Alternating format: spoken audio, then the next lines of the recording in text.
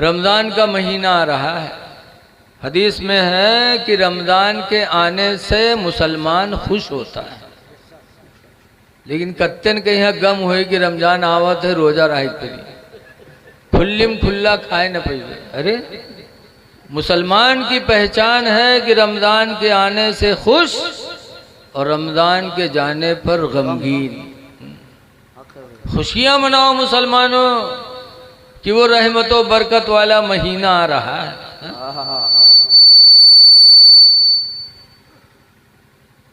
रमज़ान के रोज़े रखो। एक आदमी रहा है रोज़ा यक्को नहीं रखे, अब अफ्तारी में यहाँ सबसे आगे बैठे तो का मना कि नारे रोज़ा नहीं रहा था तो अफ्तारी काहे करते यार। तो कहें अरे रोज़ा नहीं रख पाते हैं तो अफ्तारी न करें, अफ्तारी करना मेरे नबी की सुन्नत है। वो खाहिन के यहाँ समझते सुन्नत है? अरे रोज़ा अफ्तार करना मेरे नबी की सुन्नत है, जब रोज़ा रहो तब तो अफ्तार करना सुन्नत है। लेकिन देखा जाता है कि मस्जिद में जब रोज़ा अफ्तारी जाए तो जो रोज़ा न रखी हैं वो बैठी हैं, उनका पानी पिए तो राहत नहीं है। गपा गप यहार वहार पूरे तसलम हाथ मारत है। जहर सामान बढ़िया देखिए उठाए उठाए और रोज़ादार बेचारा एक खजूर खैस तके पानी पिए लाग बत्तन में यहाँ तसला साफ। बताओ ये हक नहीं मार रहे दूसरों का है? अफ्तारी करने जाओ, इस्लाम का हुक्म है कि अपने सामने जो हो उसी को खाओ, दूसरे के आगे का मत उठाओ।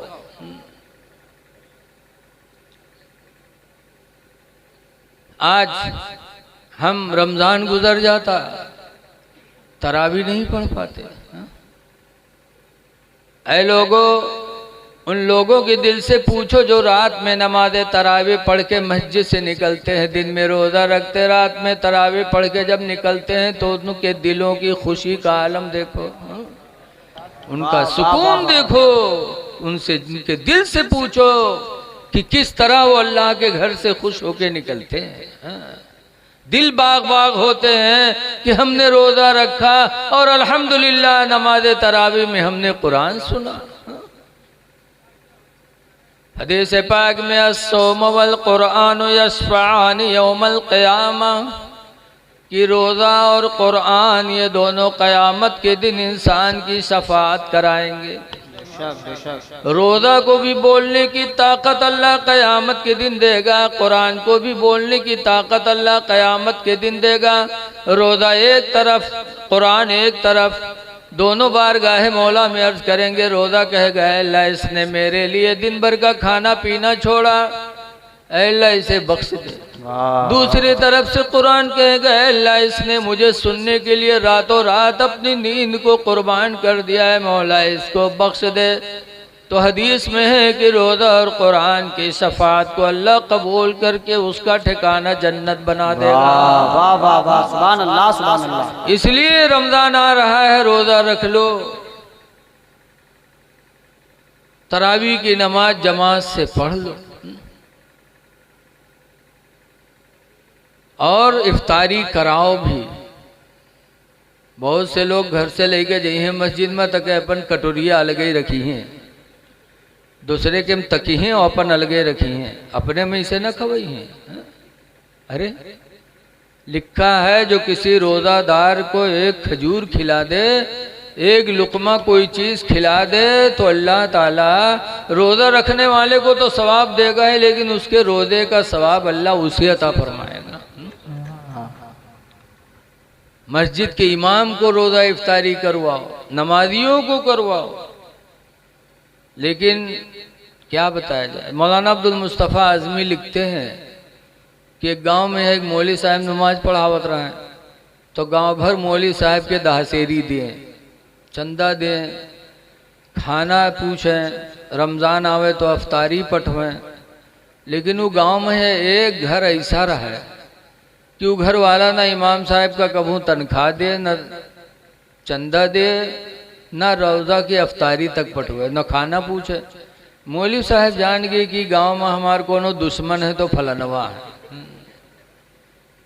लेकिन एक दिन मौलवी साहब असीर पढ़ाए के मस्जिद के आंगन में टहलत रहे, तो वही घर से, जौने घर से कभू कुछ नहीं आवा, वही घर से एक छोटा लड़का सर पर मिट्टी का कूंडा रखे, कूंडा जाना तो तसला, मिट्टी के तसला, कूंडा का कहा था, रखे ऊपर से कपड़ा ढके और मस्जिद की तरफ चला हुए। मौलवी साहब बिचरो टहरत रहे, देखें तो मुंह में पानी आवा की लागत है आज है कुछ के दिल में रहे माएगा कुछ पठाई से। ओके कूंडा उठार के रखिन, उठाए के देखे पलथी मार के बैठे मौलवी। और के बाद जब कपड़ा हटाइन तो देखें पूरा कूंडा खीर से भरा। तब मौलवी चौंके, कहीं या अल्लाह ये घर से कभू अफ्तारी तक नहीं है, आवाज पूरा तसला खीर से भर के आवा है। तो मौलवी साहब कहीं ना रे, तोरे अम्मा कहीं अगर हमरे खातिर पठहीन करा है तो कोनो पियाली में पठाए हो, कोनो प्लेट में पठाए होती खीर, ये पूरा कूंडा काहे भर के पठाई से कहा हम भैंसा वैसा हुई का। तो लड़का, छोट लड़का झूठ बोले का जाने है, जौन बात सही वही बात। तो लड़का कहे मौलवी साहब ऐसा है ना कि हमारा अम्मा खीर बना के रखीन और चली गई पानी ले, अत्ते में यहाँ कुतवा वा मुँह डाल के खाए लाग। तो अब्बा अम्मू पर जुटे, अम्मी पर कहीं ना रे खीर कुत्ता झूठ कह दीस का हुई रे इतनी खीर रे। तो अम्मा कहीं घबराओ ना, मस्जिद में पठे दे मुल्ला जी खाए ले हैं। जब मौलवी साहब सुनिन तो उठाए के कूंडा पटकिन, कहीं ला हौल वला कुव्वता इल्ला बिल्लाह, ला हौल वला कुव्वता इल्ला बिल्लाह। तो लड़कवा रोवे लाग। जब रोवे लाग तो मौलवी डांटिन के भी रोता क्यों है। तो कहीं मौलवी साहब ये कूंडा फोड़ डाले हो, यही कूंडा में हमारा अम्मा कूड़ा फेंकत रहा है, अब कूड़ा की माँ फेंकी है। तब मौलवी अपन फपड़ी पीटे लागे, कहीं हाय अल्लाह मत ने बदनसीब हो गए कि खीर मिली कुत्तक झूठ, वह ऐसे बर्तन में जमा कूड़ा फेंका जाता है। बताओ ऐसे ऐसी औरतें हैं कि जौन चीज दुनिया न खाए होगा मौलवी का दे दे। जो बीवी माँ बाप से अलहदा करा दे, कुरान फरमाता बीवी नहीं तुम्हारी दुश्मन है, दुश्मनों से बचो। लेकिन मेहरुए सुना था, सोचा तो ये अच्छा मौलाना बुला के बैठा ही नहीं, हमरे आदमी के दिमाग खराब करे खातिर। लेकिन है मेरी माँ बहनों, तुम भी एक वक्त आएगा कि तुम्हारे घर में भी बहू आएगी, तुम जैसा करोगी वैसे तुम उसका बदला पाओगी। हदीस पाक में हुजूर फरमाते अल बिर्रु ला यबला, नेकी कभी पुरानी नहीं होती, कोई नेकी पुरानी नहीं होती।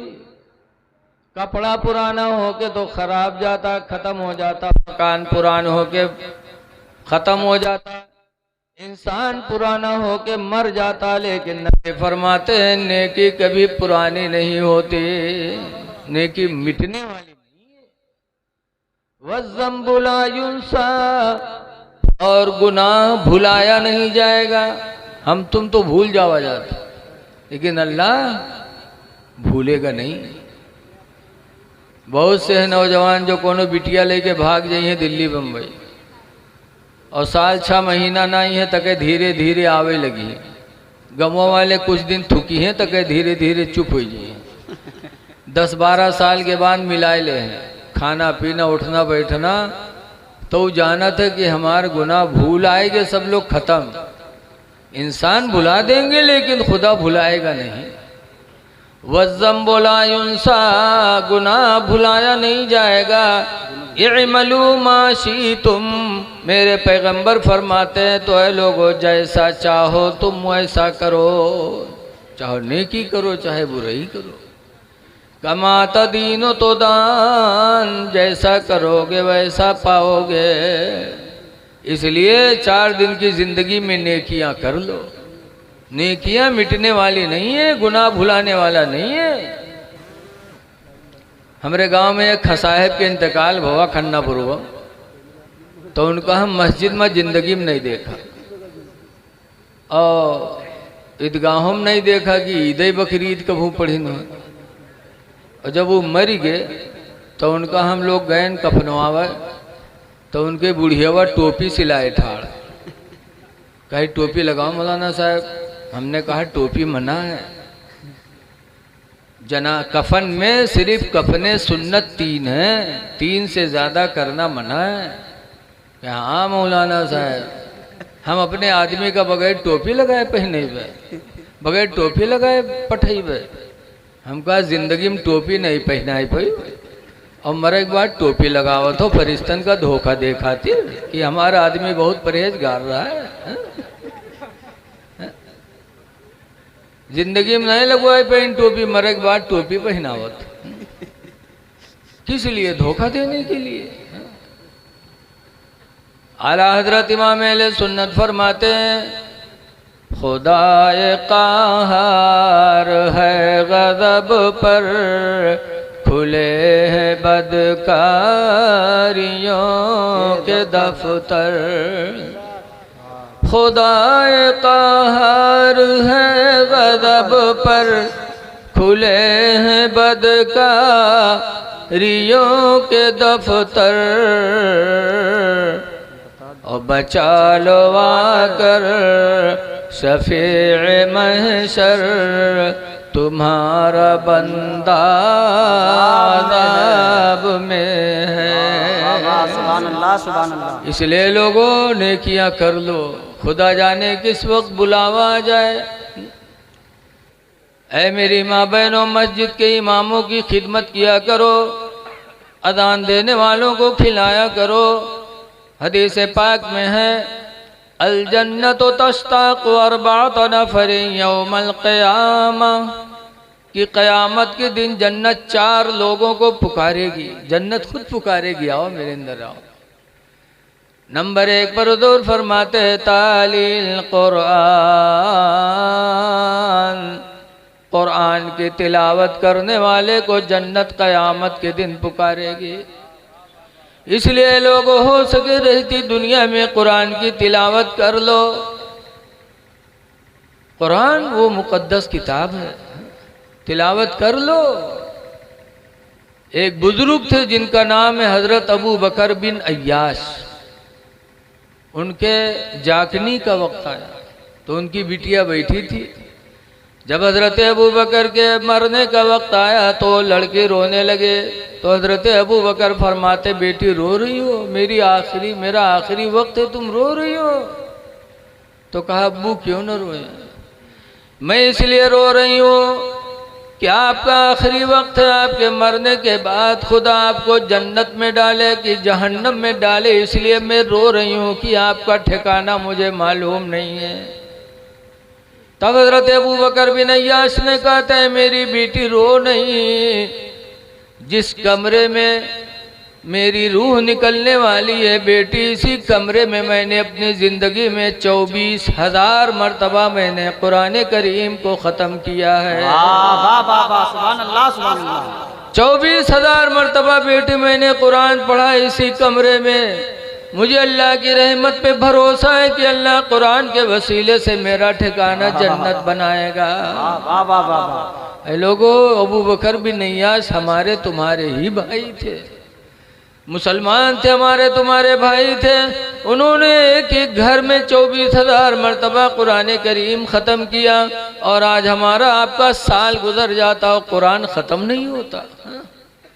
कुरान पढ़ो, कुरान पढ़ने से दिल नर्म होता है, अल्लाह का खौफ दिल में पैदा होता है। तो कुरान पढ़ने वाले को क़यामत के दिन जन्नत पुकारेगी। लेकिन आज देखा जाता है कि सास तो पढ़े लिखे है नहीं, चुड़ैलिन के रब्बा। और अगर पतोहिया कहूँ कुरान पढ़ के घर में आएगी, और पतोहिया अगर कहूँ सुबह कुरान उठा के पढ़ेला, तो डैनिया सास जौन है ना, का कहीं देखो किताब खोले बैठे, काम के चोर का देखो, काम करे मारे कुरान पढ़े थे बैठे। अरे ऐसी बहू जब घर में आ जाए कुरान पढ़ने वाली, तो खुदा का शुक्र अदा करो और कहो, ऐ मेरी बहू तुम दिन भर कुरान पढ़ो, हम तुम्हारा सारा काम कर लेंगे, लेकिन तुम कुरान पढ़ो ताकि मेरे घरों में कुरान की वजह से अल्लाह खैरो बरकत नाजिल फरमा दे। तुमको तो खुश होना चाहिए कि मैं नहीं पढ़ी थी, लेकिन अल्लाह मेरे नसीब से मेरे घर में कुरान पढ़ने वाली बहू को भेज दिया। उस बहू की कद्र करना चाहिए। लेकिन आज घरों में बड़ी जिहालत है, माशरा गड़बड़। लिखा है कि बच्चों का सबसे पहला मदरसा माँ की गोद है। माँ की गोद मदरसा है, लेकिन अब नहीं रह गया मदरसा।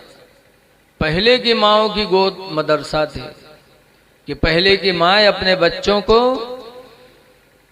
गोद में लेती थी और दरूद की थपकियां देती थी कि सो जाओ या मुस्तफ़ा कहते कहते, खुले आँख सल्ले अला कहते कहते, कि बेटा सो तो मुस्तफ़ा के नाम पर और उठो तो मुस्तफ़ा के नाम पर। हा? तो वो माँओं की गोद मदरसा था। तो बच्चे नमाजी निकलते थे, आशिक़े रसूल होते थे, मैदान जिहाद के गाजी होते थे। लेकिन आज माहौल बदल गया। माँ की गोद मदरसा ही है नहीं, खुद तो जानत नहीं है कुछ। जहाँ लड़का रोवे लागे, कहाँ दरूद कहाँ कलीमा, बैठाई बिस्तर पटकी तके भदर भदर पीटी, कह सो जा थनत मनत दुई कौड़ी पायो, कौड़ी लेके गंग भायो, गंगा माता बारू दिन, बारू लेके भुजवक दिया, भुजवाम का लावा दे, लावा लेके खीर बनाए। अल्लाह जाने कहाँ सुना याद के लिए। और छोट मोट कहानी ने इतनी लंबी कहानी याद की, इतनी देर तक पीटत है कि लड़का डरकर मारे सो जाता। बड़ी देर तक पीटी है, कहीं सो जा खनत मनत दुई कौड़ी पायो, कौड़ी लेके गंग बहायो, गंगा माता बारू दिन, बारू लेके भुजवक दिया, भुजवाम का लावा देश, लावा लेके खीर बनाए, सब घर खाएन, कहानी बिलैया खाए, छू तब फूंक छोड़त है। बताओ तो लड़का मुसलमान बनी है? जब महतारी इतनी बड़ी फराडिन है? कहा तो खीर बनावा सब घर खाएन, कहानी बिलैया खाए। बताओ है? सास ससुर भूखन मरे और खीर कहानी बिलैया खाए। हम बुढ़ाए के आज तक कहानी बिलैया नहीं देख पावा, अई रोज खीर बनाए बनाए कहानी बिलैया खवावत। अल्लाह जाने बिलैया कहानी रहा था कि खुदा ही कहानी रहा था। ऐ मेरी माँ बहनों, जिंदगी को अपने संभाल लो, नेकियां कर लो इस जीती जिंदगी में, नेकियां कर लो, दूसरों की नेकियां तुम्हारे काम नहीं आएंगी। हुजूर मुफ्ती नानपारा अलैहिर्रहमा फरमाया करते थे, हमेशा के लिए रहना नहीं इस दार फानी में, हमेशा के लिए रहना नहीं इस दार फानी में, कुछ अच्छे काम कर लो 4 दिन की जिंदगानी में, और जो जीते हो तो इस दुनिया में कोई काम कर जाओ, जो जीते हो तो इस दुनिया में कोई काम कर जाओ, खुदा तौफीक दे तो खिदमत इस्लाम कर जाओ, खुदा तौफीक दे तो खिदमत इस्लाम कर जाओ। अभी नमाज ईशा पढ़ने के लिए मस्जिद में गया, निकला तो सामने के मकान पे लिखा है मसलके आला हजरत। देख के दिल बाग बाग हो गया। मैंने एक साहब से पूछा किसका मकान है? कहा यहाँ के प्रधान का मकान है। मुझे और खुशी हुई। हमने कहा इसका मतलब सुन्नी है अल्हम्दुलिल्लाह। कहा हजरत ये मस्जिद जो बनी है उन्हीं की जगह में, पुरानी मस्जिद उनके बाप ने अकेले बनवाया था, अब प्रधान जी ने अपनी जगह में मस्जिद बनवा रहे हैं, सारे गांव के लोग मिल करके बनवा रहे हैं। मुझे बड़ी खुशी हुई। अल्लाह प्रधानी दे तो दीन का जज्बा भी दे दे, दौलत दे, जमीन दे। खुश नसीब है वो लोग जिनकी जमीन मस्जिदों में लग जाए।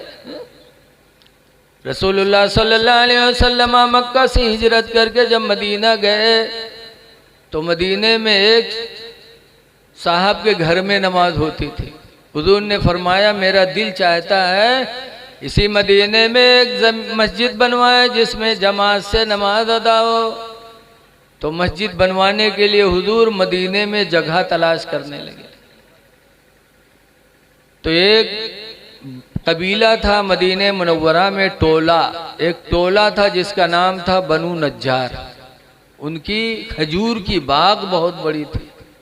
सरकार ने देखा तो कहा ये जगह मुझे बड़ी अच्छी लगती है, यहाँ मैं चाहता हूँ कि जमात से नमाज पढ़ने के लिए मस्जिद बनाऊं। तो बनु नज्जार के लोगों को बुलाया, फरमाया ये जगह मुझे पसंद आई है, मैं मस्जिद बनाना चाहता हूँ जमात से नमाज पढ़ने के लिए, लिहाजा यह जगह हमें दे दो और इसकी कीमत ले लो। तो बनु नज्जार के मुसलमान, अल्लाह उनकी कब्रों पे रहमत और नूर की बारिश नाजिल फरमाए। मदीने के बनु नज्जार के मुसलमानों ने कहा था, ऐ अल्लाह के रसूल, आप हमारी जगह पे मस्जिद बनाएं और इसकी कीमत हम आपसे ले लें। खुदा की कसम ऐसा कभी नहीं होगा। आप मस्जिद बनाओ और इसकी कीमत हम आपसे नहीं लेंगे, इसकी कीमत तो हम क़यामत के दिन खुदा ही से लेंगे, हम खुदा से इसकी कीमत लेंगे। आप मस्जिद बना